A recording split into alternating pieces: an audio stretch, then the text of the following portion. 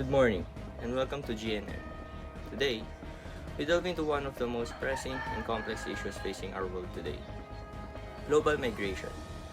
Across continents and cultures, millions are on the move, seeking refuge, opportunity, and a new beginning. From the search for safety amidst conflicts to the pursuit of better livelihoods, the dynamics of migration are reshaping societies and challenging policymakers worldwide. We have our reporter Atienza, who has been investigating the human stories behind the global migration. Atienza, what have you uncovered in your research? Good morning, Martin. In my research, I have witnessed firsthand the resilience and determination of individuals and families forced to leave their homes due to conflict, persecution, or economic hardship. I've spoken with migrants undertaking perilous journeys, facing unmanageable challenges as they seek safety and opportunity in foreign lands. First, let me tell you more about migration. It is the movement of people across international borders on a large scale, involving individuals or groups relocating from one country to another for various reasons. This phenomenon encompasses the movement of individuals seeking work opportunities, education, asylum, family reunification, or better living conditions. According to Boyle et al., migration is a multidimensional phenomenon encompassing various aspects beyond the simple movement of people from one place to another. They likely emphasize the complexity of migration, considering factors beyond physical relocation. I'm here to serve you with news about today's issue. Thousands of migrants arrived in Lampedusa, Italy. It might signify a continuation of the ongoing migration crisis, especially in the Mediterranean region. Lampedusa, being a small Italian island close to North Africa, has been a frequent entry point for migrants attempting to reach Europe by sea. The arrival of a large number of migrants in such a location could highlight the persistent challenges related to migration, including the risk people are willing to take to seek safety and better opportunities. Such events often prompt discussion on humanitarian responses, immigration policies, and the strain on local resources in both the arrival locations and the countries migrants are aiming to reach. Individuals choose to migrate based on the perceived economic advantages or better prospects available in another location compared to their current situation. His analysis delves into the microeconomic considerations of migration, focusing on the decision-making process, individual incentives, and the economic forces influencing migration patterns. In New York City, there are over 20,000 migrants who have arrived by bus in the past 6 months, and the city is at tipping point. While the narrative in the media focuses on the Republican governors, it turns out that the Democratic mayor of El Paso has sent more buses to New York than Governor Abbott. The arrival of such significant number of migrants would raise questions about housing, resources, employment opportunities, and the support systems needed to accommodate and assist newcomers. It would also prompt discussion on immigration policies, humanitarian aid, and the coordination between local, state, and federal authorities to address the needs of migrants while ensuring the well-being of both the newcomers and the existing population.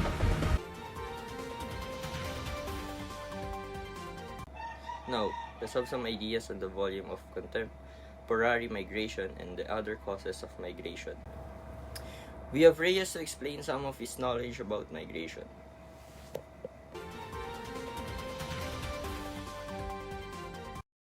Good day, Martin. Volume of contemporary migration and cause of migration. The volume of contemporary migration refers to the scale or magnitude of migration that's occurring in recent times.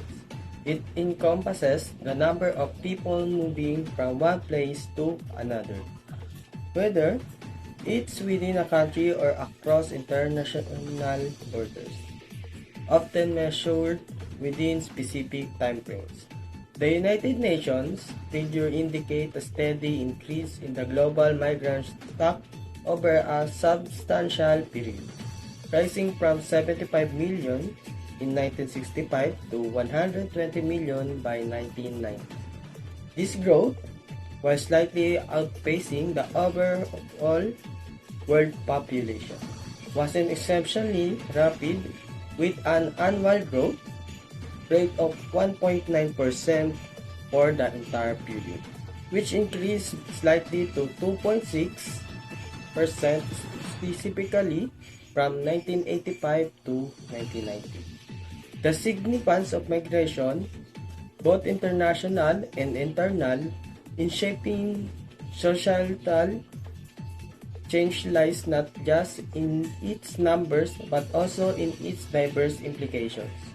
Migration influences demographic compositions, cultural exchanges, labor dynamics, economic patterns, and social structures. It contributes to the evolution of societies by bringing in new ideas, tradition, and labor forces, thereby playing a crucial role in societal transformation and development. Cause of migration. Number 1. Disparity in levels of income refers to the significant differences or inequalities in the earnings or income received by individuals. Number 2. Employment. People often migrate in search of better job prospects and higher wages. Number 3. Conflict and safety. In regions affected by conflict, violence, or political instability, people often seek safety and security. The lack of social stability and safety can prompt individuals or families to migrate to areas. There are other types of migrants. Reporter De La Cruz is there to explain further about it. Good day, De La Cruz. Good day, Martin. Here are types and examples about migrants to give us all awareness about migration. Temporary labor migrants are individuals who move from one region or country to another for a limited period to work in specific jobs or industries. They typically relocate or fill short-term employment needs or often in sectors such as agriculture, construction, hospitality, healthcare, or other industries facing seasonal or temporary labor shortage. These migrants usually obtain work visas or permits that allow them to stay in the host country for the duration of their employment contract. Once the contract ends or a specific period expires, they are expected to return to their home countries.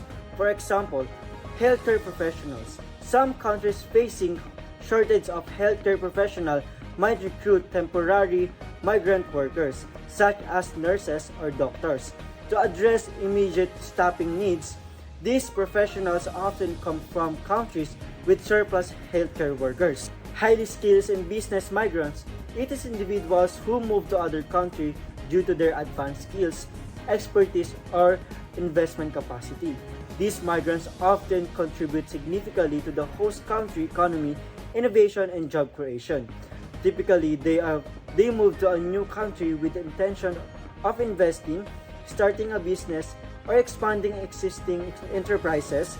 They often bring capital, entrepreneurial skills, and expertise contributing economic growth and job creation in the host country.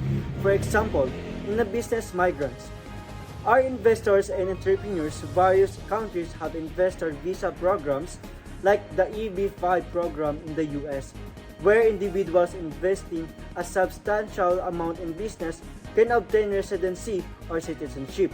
Irregular migrants, referred to as undocumented or illegal migrants, are individuals who enter, stay, or work a country without a necessary legal authorization or proper documentation required by immigration laws. These individuals often bypass official immigration procedures and may stay in a country beyond a permitted duration or a visa, or without any legal status at all. Some individuals enter a country legally with a valid visa but stay beyond the authorized period without renewing or obtaining a new visa. For example, undocumented border crossers, people who enter a country by crossing borders without proper documentation or inspection, fall into a category. For instance, individuals crossing the US-Mexico border without proper visas or authorization would be considered irregular migrants. Back to you, Martin. We're about to hear some information about refugees to be reported by Ramos. What are your insights, Ramos? Refugees are individuals who have been forced to flee their home countries due to persecution, war, violence, or natural disasters. They are unable or unwilling to return to their home countries because of fear or persecution or harm. Refugees often seek asylum in other countries, hoping to find safety, protection, and opportunities for themselves and their families. They undergo a legal process to gain refugee status and may reside in refugee camps or communities while awaiting resettlement or a permanent solution. For example, Afghan refugees, decades of conflict and instability in Afghanistan have led millions of Afghans to seek refuge in neighboring countries and further afield in Europe and the United States. Asylum seekers are individuals who have left their home countries due to fear of persecution, violence, or dangers to their lives, and seek protection in other country. When they arrive in a new country or at its borders, they apply for asylum presenting their case to immigration authorities or agencies responsible for handling refugee and asylum applications. They need to prove that they have a well-founded fear of persecution based on factors such as race, religion, nationality, political opinion, or membership in a particular social group from people countries like Eritrea, Somalia, and Sudan often seek asylum in neighboring African countries or attempt to reach Europe to escape persecution, conflict, and economic hardships. Forced migration refers to the movement of individuals or groups from their home or countries due to external factors that compel them to leave, often against their will. This movement is typically a result of threats to their safety, livelihoods, or well-being. For example, conflict and war, armed conflicts, civil wars, and violence force many people to flee their homes seeking safety in other regions or country. Returned migrants, individuals who voluntarily choose to return to their home country or region after having lived, worked, or sought asylum in another country or region for a period of time. These individuals might have migrated for various reasons such as employment opportunities, education, seeking asylum, or fleeing conflict, but they eventually decide to return to their home country.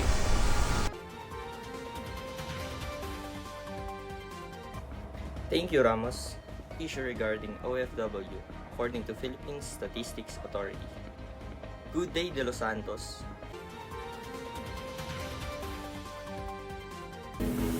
Good day to you, Martin. Today, I'm here to explain this pie chart about the distribution of OFWs. For one, share with the class your viewpoints regarding the statistic presented above. OFWs or overseas Filipino worker constitute a vital economic force for the Philippines, and the statistic on their remittances reveal intriguing insight into their contributions and the dynamics of their support for their families back home. Number 2, why do you think most Filipino workers choose to work in Asia? Filipino workers predominantly choose to work in Asia due to a confluence of compelling factors spanning economic, cultural, and logistical considerations. In terms of economic prospects, Asia offers a wealth of employment opportunities across diverse sectors. Several Asian countries experience rapid economic growth, fostering increased demand for labor in industries such as healthcare, construction, technology, and hospitality.